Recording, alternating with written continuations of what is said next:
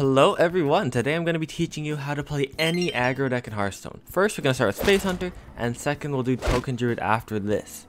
Alright, this is going to be the first Space Hunter game I show you. I'm going to keep saying this. You want to get cards in your first opening hand that gives you tempo. So none of those cards would have given me a minion. Of course, you're going to mulligan those. You don't want those. And none of these cards give me a minion either. On the bright side, it's against Mage, which shouldn't have any healing. I'm going to have to skip turn 1, which is not good. I could have had worse cards. Again, I can play Demon Companion here, or I can play Scavenger's Ingenuity. I'm not going to play the weapon, of course. The weapon's just not enough value right now. I'm probably going to play Scavenger's Ingenuity. Why am I going to play? Oh my. Why didn't I play Demon Companion? It's because if he got the 2-1 Companion, he would have just pinged it, and I would have just lost, because I don't have the tempo. At least with this, we'll do this first. Yeah, see? Ping. He doesn't need to play that secret next turn. So it's not the biggest deal. Technically, I should have played it on the left side to play around Combustion. So he plays his spell damage. He has his ping. The secret, I'm thinking, is a rigged fair game, because, of course, it's rigged fair game because it's the only one that hasn't been activated yet. Or he technically could have been Oasis Ally, but I don't understand why you just have Oasis Ally in his deck. So knowing secrets also helps. And again, keep going face. Turn 4, 19 health. And I have 4, 3, and maybe 5 damage at most. Good chunk of damage in my hand. And again, keep attacking face. What you want to keep doing. Well, as Hunter at least. Again, keep attacking face as an aggro deck. And if you're playing a token deck, which we're going to get to in just a moment, then it changes just a bit. So you're going to want to stick around for that. Okay, I got a few options. I can do 3 damage to the face right now, or I can play Knife Bender, which I don't want to do. I want to rather give the beast plus whatever, because that's really good for the damage. Look at that, 10 damage. I'm not guessing he can burst me down for 30 with spell damage plus 2. I hope he can't, at least. Okay, he's just going to deal damage to the face, it looks like, and that's okay with me. I have more damage to the face. Again, face hunter, don't need to control the board, just hit the face, And it helps really for me. Oh, he got a taunt, you gotta be kidding me. Okay, trampling rhino, that's a pretty easy play. And I actually have a few options here. I can go 1 damage, 2 damage, and this will summon a 3, and I can deal 3 here, and then I can deal 7 to the face via this card, which I think I'm gonna actually do. Because right now in my face, that health doesn't really matter. He really just plays Oasis Ally in his deck. I don't understand him at all. That's okay. And there's 6 damage left for his health. I got so many options here. If Knife Bender Hero Power wins me the game, he shouldn't be able to deal 16 damage just from his cards in his hand. And if he can on turn 6, I will actually cry. Oh, hey. So, something to know. There is no Mage Secret which will stop you from using battle cries and hero powers to kill your opponent. Have fun with that. There's no need to play Quick Shot here because I have Knife Bender. Quick Shot could also get counterspelled, which is bad. We don't like counterspell. Let's just use a Knife Bender hero power, and that's exact lethal on the board.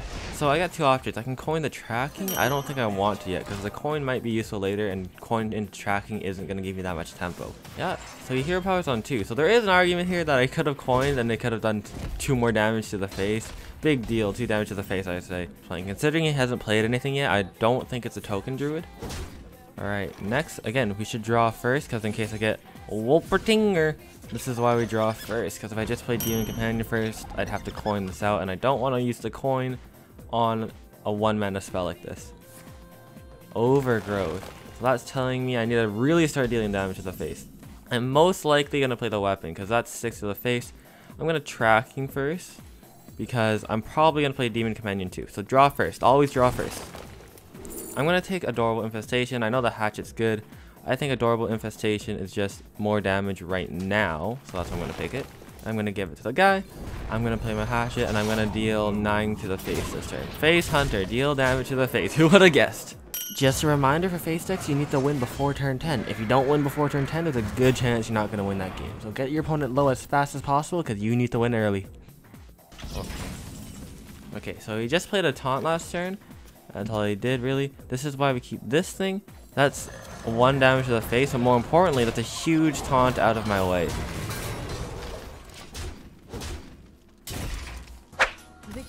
And that's a win. So a common thing about all aggro decks is they usually top out at about 5 mana and they just want to deal damage to the face. However, this is against another hunter, so I'm thinking they want to do the same thing. So what happens is you want to actually control the board against another aggro deck. Unfortunately, I don't know if he's playing an aggro deck yet because I go first, but that's okay.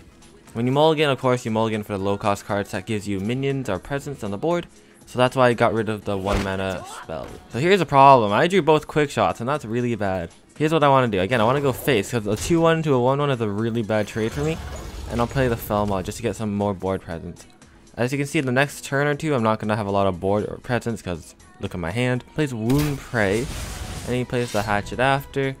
Again, he trades into it, of course he trades into it, and he should go face with the Hatchet. He's trying to do the same thing right now. So when I say control the board against another aggro deck, ooh, that's a great draw right there.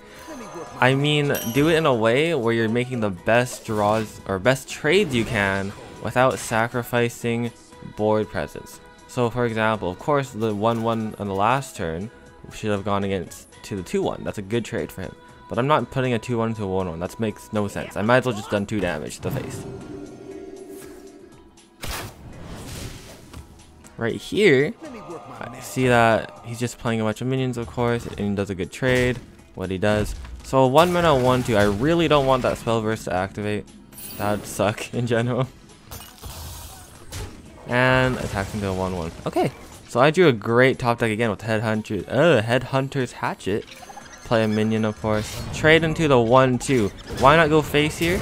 Because that 1-2, it will deal 3 damage, right? Eventually, if they activate a spell burst. Plus, I want to control the board. Adorable Infestation. Imagine if that hit the last card he played. That'd be terrible.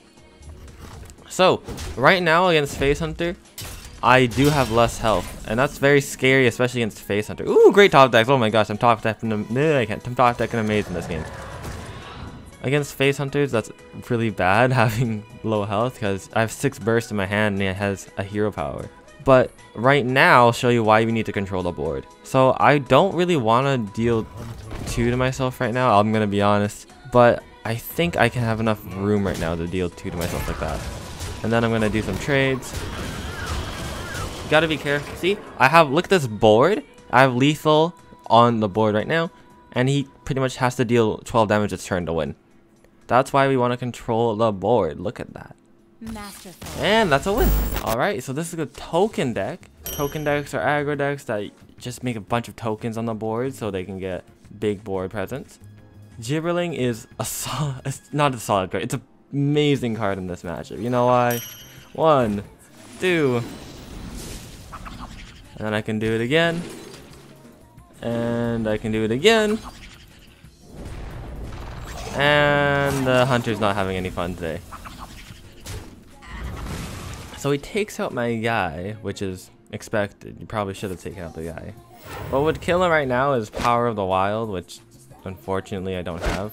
Why is there landscaping in the deck? People don't usually play landscaping and token druid right now. The reason for that is I don't have enough dust to craft a second guest await. And by that I mean I just don't want to craft a second guest await. So landscaping. And next turn, I got the Marsupial Club if I need to, and the Prize Fury, and that should win me the game. So again, make your wide board. Hopefully they can't deal with it. Okay, here's a problem. Explosive Trap. That's just a problem. But I got Arbor Up, so it's okay. Actually, sorry, I got Prize Fury. That's just better. What am I saying? I wanna play Arbor Up next turn, so I'm not gonna use my Lightning Boom. I'm just gonna go Boom. And if he has Explosive Trap, that's okay. That's like I had a hard read. How'd I know it was Explosive Trap? What the heck? This person is just not having any fun now.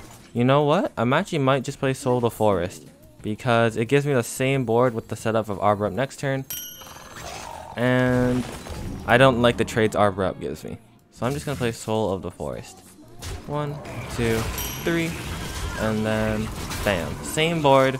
And I even got 2 Death Rattles on the side here. So this hunter is not in a good spot. He has to play Mancrick on 5, and looks like he's just gonna have to use a Bola shot, which is not good, especially for him. And then Arbor Up, deal that face damage, and that's a win. So the next game is against another hunter. What are the chances of that actually? I have a 2-3-4, and that's assuming that I don't get destroyed by aggressive hunter decks. I think I'll hold off on it. I'm not gonna hold off on it. Dribbling time. Whoa!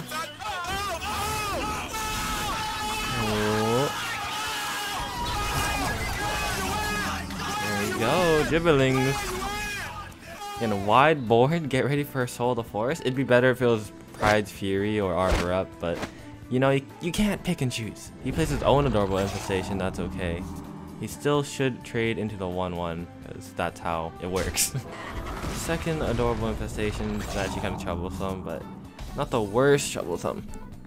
So I got Lunar Eclipse, which is just good, because I get to do this now. Bam, bam. And I'm scared he's gonna buff this because I just am. Plus, it's not that big of a deal to deal 2 damage as a token deck because token decks rely on the big cards to finish, not that random 2 damage you had with a random Gibberling. He plays a Scorpid. What can you do? It's a Scorpid. I'm not gonna trade him the Scorpid, of course, because I want to keep my wide board as a token deck. Another Lunar Eclipse. Just play Landscaping here. Go face.